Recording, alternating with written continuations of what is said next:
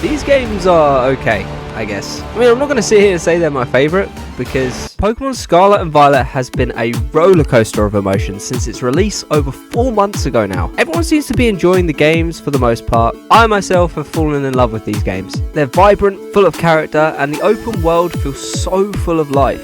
However, as we all know, there have been quite a few criticisms, such as glitches, laggy gameplay, and this thing.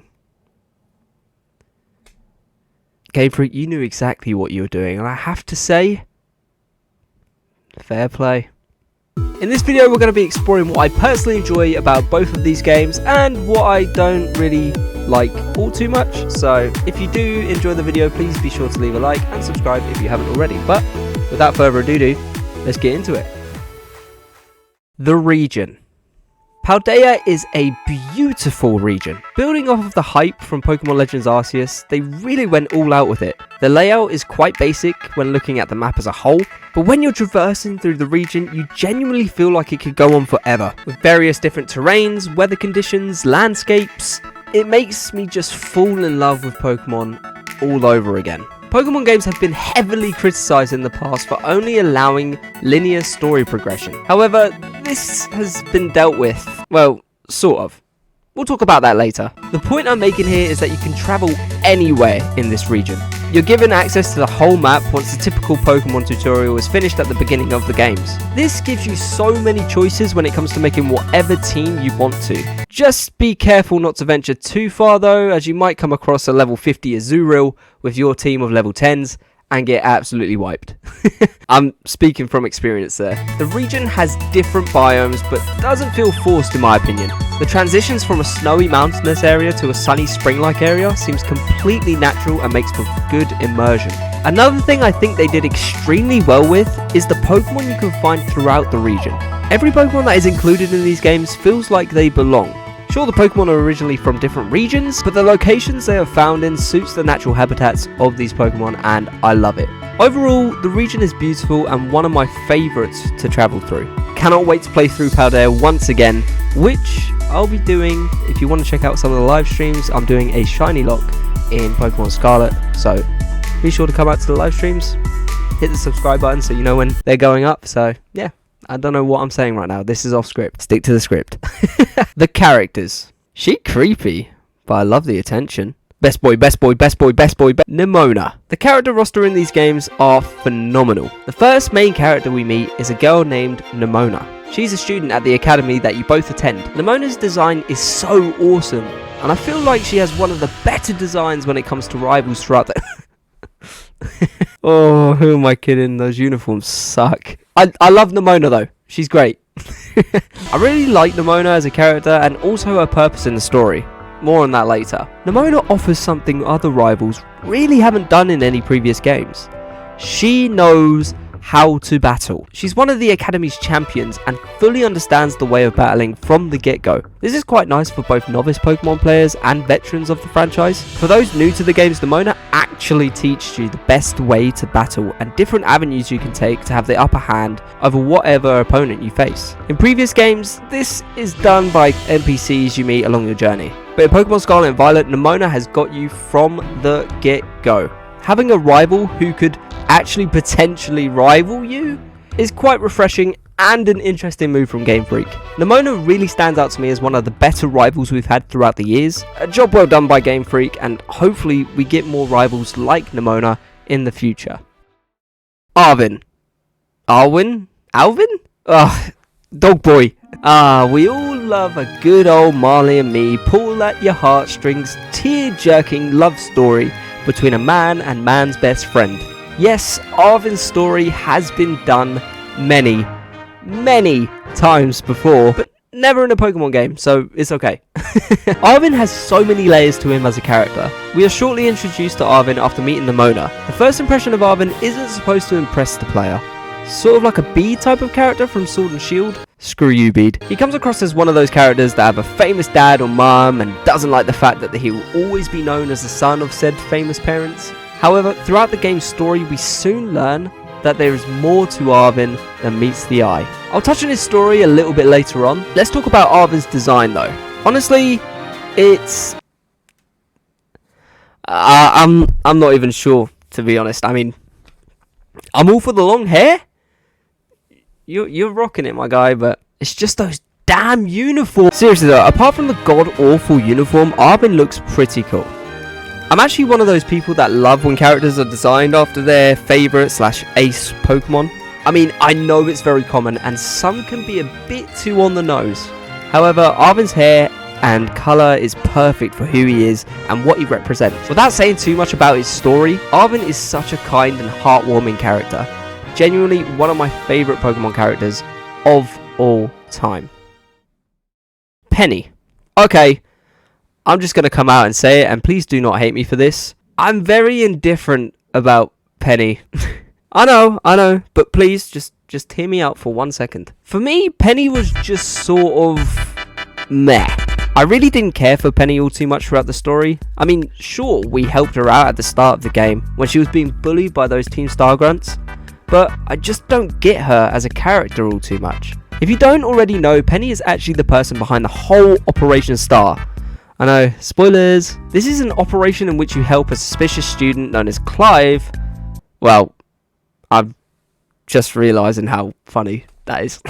And another anonymous character who actually turns out to be Penny. Turns out she's the mastermind behind it all, and is also not too shabby when it comes to Pokemon battles, as you find out towards the end of the game. Now, here's where I just do not understand her as a character. Why does Penny meet you after every base you take down to give you a reward? Was that a way of making you think that the anonymous person isn't her? Or was it just to shoehorn her into the story so that you don't forget her? Because other than these interactions, she ceases to exist in the game. Anyway, other than the things I mentioned, I think Penny could have been better. I like how she starts off as a shy, supposedly unequipped sort of character, who then becomes quite powerful at the end of the game. Somewhat similar to Worry from Ruby Sapphire Emerald, Omega Ruby Alpha Sapphire. However, unlike Wally, we have no indication throughout the story of her progress with her Pokemon battling ability. Regardless, I love the chemistry she brings to the group. Nemona, Arvin and Penny bounce off of each other very nicely and actually makes for some genuinely funny moments as well. And some heartwarming ones. Overall, Penny is just okay. Mum. Ooh, is it me or is it getting hot in here? Clavell. Let's be honest, Clavell / Clavell, however you want to say it, is pretty mediocre. But if we're talking about my man, Clive, yeah, I fuck with Clive. Seriously though, Clavell is definitely not the strongest character in these games. Sure, he's probably one of the more prominent characters throughout the story, but I just didn't see myself actually giving a toss about him. He's again just sort of there.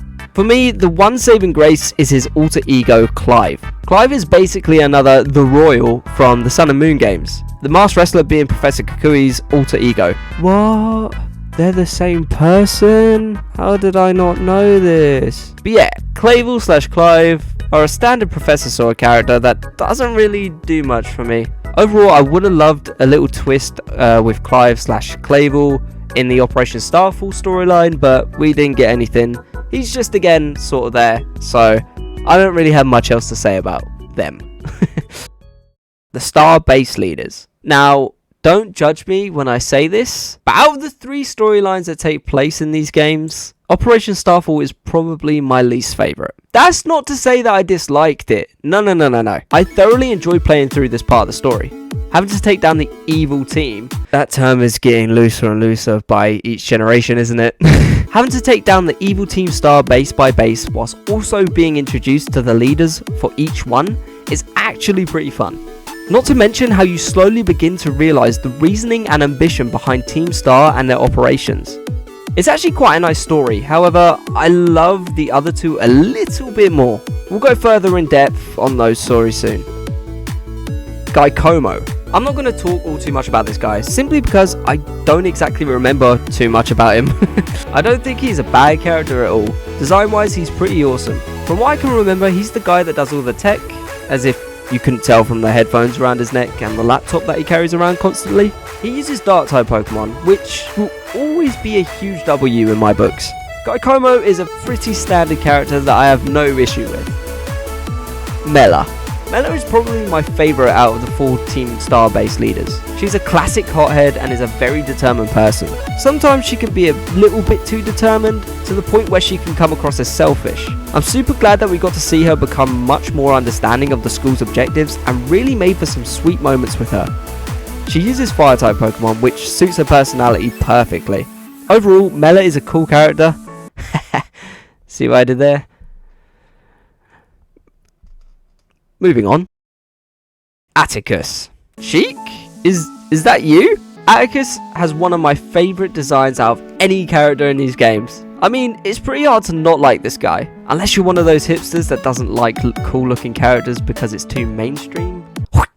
Sheik, I mean Atticus uses poison type Pokemon, which I'm not all too fond of. Giving this guy like a steel type team would have been much better, but I get why Game Freak did what they did, I guess. Atticus, you're awesome. Ortega. Jenna? I'm a fan of Ortega. I love his personality. The sort of snarky person in the group that thinks he's above everyone else.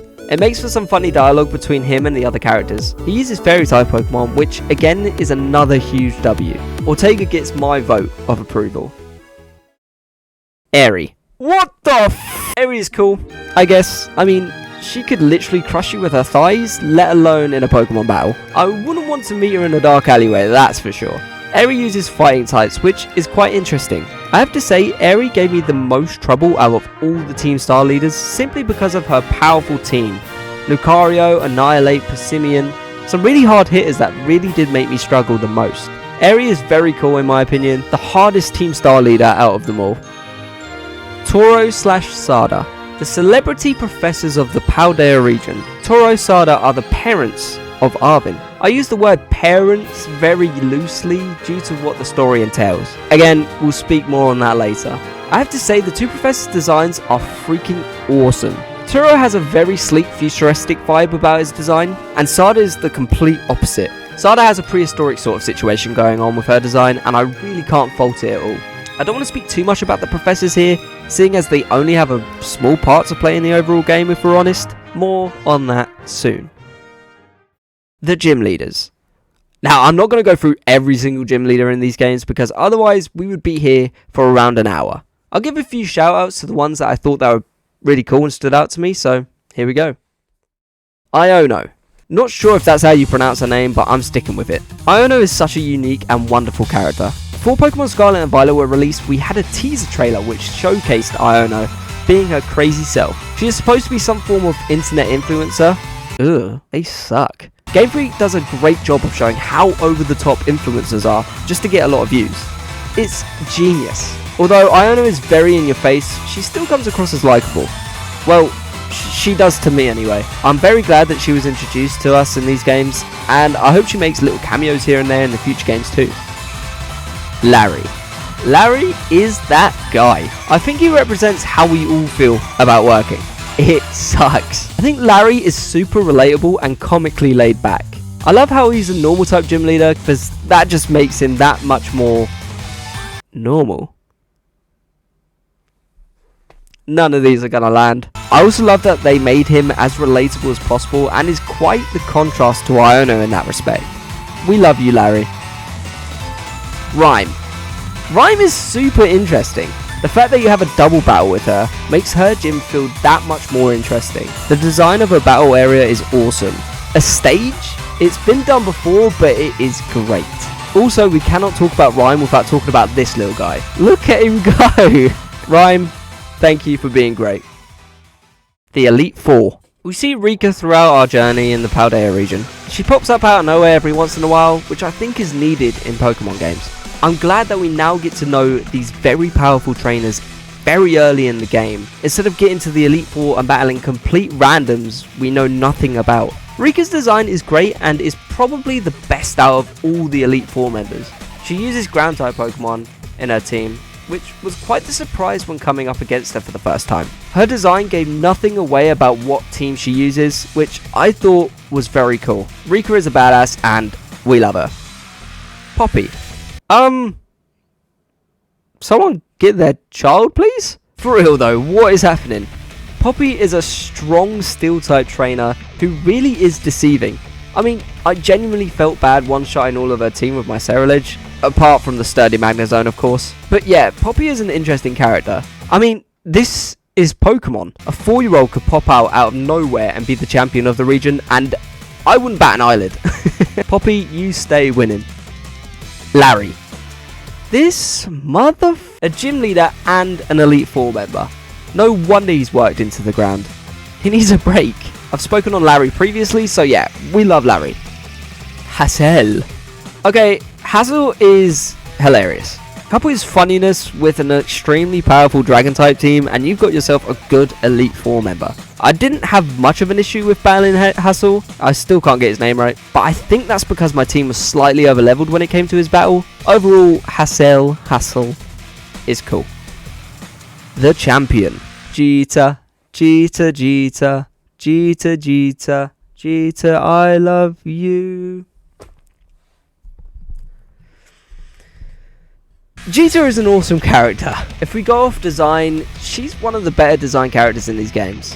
Her team needs a bit of a buff in my opinion, however I still enjoyed the champion battle nonetheless. The one thing I'm not super happy about is the fact that this thing is her ace.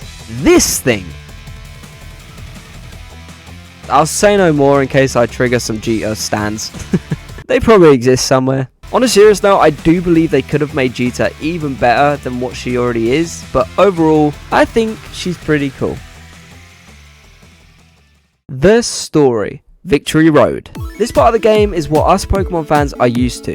Collecting all 8 gym badges across the given region and facing the Elite Four at the end of it. All for the final battle against the strongest trainer in the region, the champion. I will never not like this formula. I can really understand why people were getting bored of it a few years back, but personally, I love it. It's what Pokemon is all about, so I'm glad they went back to their roots with the Victory Road storyline. Our main guide in this story is Nemona. It only seemed fitting that she would be the one to join us on this journey. I'm sure I don't need to go into the details about what the story entails, as we know what a normal Pokemon game consists of. I will say, however, that I genuinely enjoyed doing this story. Like I said, I love the formula of collecting 8 gym badges and taking on the Elite Four and Champion. So maybe I'm biased, but this was my second favourite storyline out of the 3 presented to us in these games.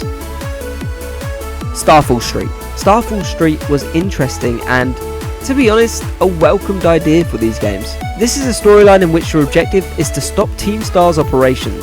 This is done by seeking out Team Star's different bases, taking down all the grunts along the way, and finally battling each of the 5 Team Star leaders respectively. Honestly, it seemed like a bit of a knockoff version of the Victory Road storyline, until it didn't. You see, Starfall Street has a focus on the theme of bullying. Now, I know that all of us have experienced bullying in some form throughout our years on this earth. Yes, even the most Sigma of people have experienced bullying. I personally have been bullied for being different in the past.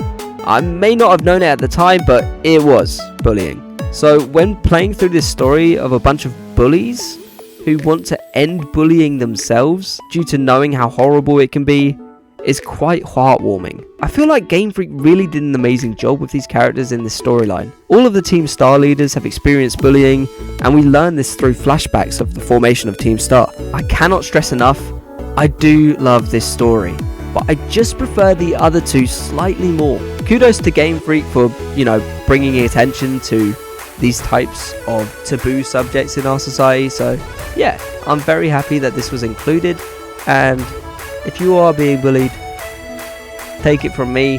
I know you probably don't know me very well, but just keep your head up. Ignore it as much as you can, and push forward. Prove those bullies wrong and become something. Anyways, I'm rambling. Path of Legends. Now for my favourite of the 3 stories. Path of Legends has you, the main character, take on various Titan Pokemon. This concept was directly translated from Pokemon Legends Arceus. It was a huge success with fans, so I can only assume that Game Freak wanted to capitalise on that feature. This story is accompanied by Arvin. At first we believe Arvin just wants to gather some research on these strange Titan Pokemon. However, after you defeat 2 Titans within the story, we learn that there is a deeper reasoning behind Arvin's supposed research. Now, at first, I thought Pokemon were going to try to create some form of villain out of Arven. The only reason for that theory was because of how apparent his distaste for his mother/father was. But boy, was I wrong. And I'm so happy I was. We soon learn that Arven wants to collect this strange herb, coincidentally found where these Titan Pokemon have been sighted. He wants these herbs for one reason: to help his best friend, Mabstiff. You have no idea how happy I was to see this in a Pokemon game. The herbs, or Herba Mystica as we now know them, somehow heal the very sick Mabstiff. This is proved by after every Titan Pokemon you defeat throughout his story, Arven gives Mabstiff some Herba Mystica. This results in Mabstiff slowly becoming better in health. Now, I'm a sucker for any form of dog story. Marley and Me, Beethoven, Lassie, etc. I love them. So combining my love for dog content with my favourite game franchise, and you've got yourself a happy customer. This is my favourite storyline by far, and I feel like Pokemon will likely do something like this in the future, given the amazing feedback they've had from it. We love you, Arven Stiff. Whoa, Maboven? Sure, that's way more PG. The main story. This is the best ending to any Pokemon game. No one can convince me otherwise. Everything about it fills me with so much joy. I was so honoured and proud to be a Pokemon fan when I finished the main story. It is so beautiful. The ending of the main story has us travelling through Area Zero in search of either Toro or Sada, depending on what version of the game you're playing. To this point in the game, we never physically see the Professor. We only see the Professor via video calls. This was a very clear red flag to me straight off the bat. I sort of knew where this was heading, but I was still shocked by the end of it. We're joined by our trusty companions Nimona, Arven, and Penny. I have to say, the dialogue between all three of these characters as you venture through Area Zero is actually so well done, and I really have to take my hat off to whoever developed this part of the game. Honestly, the conversations, banter, emotions that are portrayed in this last part of the game really did fill me with, so many emotions myself, and I loved it. It was amazing. It all feels like genuine conversation between human beings and really feels immersive. I've seen a lot of people saying how this part of the game would have been 100 times better if there was voice acting. Personally, I wouldn't mind either way. The beauty of no voice acting is you can imagine their voices to what suits you. If the voice acting is bad, then you lose all immersion. So, I'm indifferent on this take. If they get it right, it's amazing. If they don't, you've lost. You and the gang fly down to the depths of Area Zero for the first time. You all land and set out to help find the Professor and save them. The Professor tells you that they are trapped and need your help to set them free. In order to do this, you have to locate 4 different bases found around Area Zero. Within these bases is a button that you have to press to unleash some form of lock mechanism. This was a great way of having the player really take in the beauty of Area Zero. Oh, didn't I mention you can't use Koraidon or Miraidon to ride on, so you really have to take in everything once you're walking around Area Zero. You walk around this unknown territory with such awe. The scenery, the lighting, the music, everything adds together to make such a suspenseful and impactful feeling. Once you have found each base and pressed each button within them, the Professor calls you to say thank you and to meet him at the very bottom of Area Zero. At this point, I have to say, I really did not have a good feeling. And oh, my instincts were Spidey-like. Because what happens next? Killed me. The gang reach the bottom of Area Zero and encounter who they believe to be the Professor. Only it isn't. This is actually an AI that Sada/Turo built. It turns out the actual Professor, Arven's mum and dad, died. What? Yeah, Pokemon just straight up killed a character and we didn't even meet them yet. Or did they? I have a video coming out on that very topic, so be on the lookout for that. It's a theory on whether Sada and Turo are actually still alive. That'll be out within the coming weeks, so be sure to stick around for that. Back to the story. We found out Arven's mum and dad are no longer alive, as well as discovering Koraidon and Miraidon's origins. It's a lot to take in all at once. On top of all that, the Professor then goes a little bit haywire. Whoa, what happened to my hair? Not important. Once the book hits the pedestal, the professor goes a little bit haywire and challenges you to a battle. They have a full team of Paradox Pokemon, which is absolutely awesome. I loved this battle so much. It was so intense and quite the spectacle due to the background and all the Paradox Pokemon on show in battle. Once you beat the professor in battle, the PPP, Paradise Protection Protocol, fully kicks in. This leaves all Pokeballs sealed shut, so you're unable to use any Pokemon other than your Koraidon or your Miraidon. Convenient, eh? All of a sudden, the other Koraidon and Miraidon from earlier comes out of nowhere and wants to... Now I'm watching this back, I'm pretty sure this thing wants to kill you all. Jesus, Game Freak, what is happening? You then take on the other legendary Pokemon using your Koraidon/Miraidon. After you smack this little so-and-so out of this world, you have to rush out of Area 0. Just before that, the AI Sada Toro does this. God, the theories I can get out of this game is insane. Once you're out of Area 0, there's one more touching cutscene between yourself, Arvin, Nimona, and Penny. They all come to the realization of what their talents are. Penny is an amazing hacker and wants to utilize that ability to the best she can. Arvin comes to terms with the death of his mum/dad, and Nimona wants to become stronger to once again take you on in a battle. The cutscenes in this game are incredible. I literally have no other words to describe them. We won't talk about these ones, they suck. But these ending ones truly are amazing, so yeah. The Pokemon. Right, with all the story and characters out of the way, let's get down to the nitty gritty. The roster of Pokemon in this generation was amazing, from fan favourites like Ceruledge to the beastly Annihilate. Game Freak once again did an amazing job with the new Pokemon introduced in this generation. I'm going to be making a separate review on all the new Pokemon introduced, but for now, I'll give a few shoutouts to my personal favourites. Ceruledge. If you couldn't tell, I took quite the liking to Ceruledge from the very start. A Ghost Knight. That's awesome, right? I personally prefer Ceruledge over Armarouge, even though both are an amazing design and typing. I love Ceruledge, and I'll explain in much more detail why I do in my Pokemon Scarlet and Violet Pokedex review. Be on the lookout for that one. Tinkaton. When I first laid eyes on this thing, my first impression was, what in the League of Legends bullshit is this thing? But not too long after, I saw the light. Tinkaton is not only such a darling in its design, its typing is killer too.